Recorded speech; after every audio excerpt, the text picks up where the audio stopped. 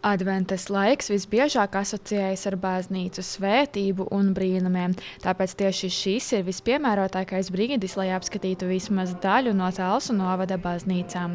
Caur pasākumu no baznīcas torņa vēroties Valdemārpils turisma un informācijas centra vadītāja Inese Roze aicināja ikvienu iepazīties ar Stūrīšu, Iķenes, Dārtes, Valdemārpils un Ārlavas baznīcas stāstiem. Man vienmēr ir līdzies, ka mēs ļoti maz zinām par savu apkārtni.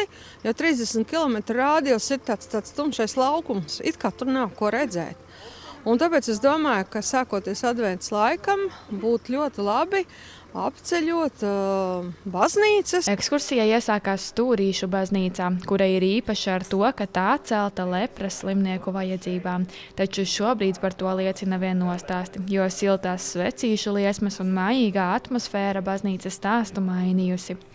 Par noslēpumaino baznīcu rūpīgi uzņēmies mācītājs Raimonds Felšs, kurš katru svētdienu vietējai kopienai vada dievkalpojumus. 2-3 cilvēki arī ir svarīgi. Un tā kā šeit mums ir kādi 30 cilvēki šī brīdī, kas nāk, tad tas ir ļoti svarīgi, lai šeit būtu atvērts dievnams, būtu cilvēkiem iespēja šo garīgo aprūpu saņemt. Viņi ir valsts celta baznīca un pie tādas leprazorija vietas nevis kā atsevišķa kapela vai telpa pie ēkas, bet tieši atsevišķa būve. Un tā katra baznīca atšķīrās ar ko īpašu. Kādai sienā iemūrēts īpašs akmens, cita ir viena no senākajām koka baznīcām. Laukos baznīca arī ir tāds savs sabiedriskās dzīves centrs visnotaļ.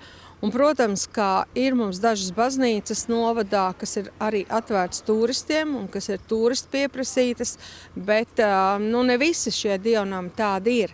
Bet es uzskatu, ka vietējiem cilvēkiem ir ļoti svarīgi zināt šo te vienu no kultūra vēsturiskā mūsu Latvijas mantojuma sastāvdaļām. Apmeklētājiem šī bija ne tikai iespēja iepazīt baznīcu vēsturi, bet arī iztaigāt bērnības takas un pavadīt svētīgu laiku kopā ar ģimeni.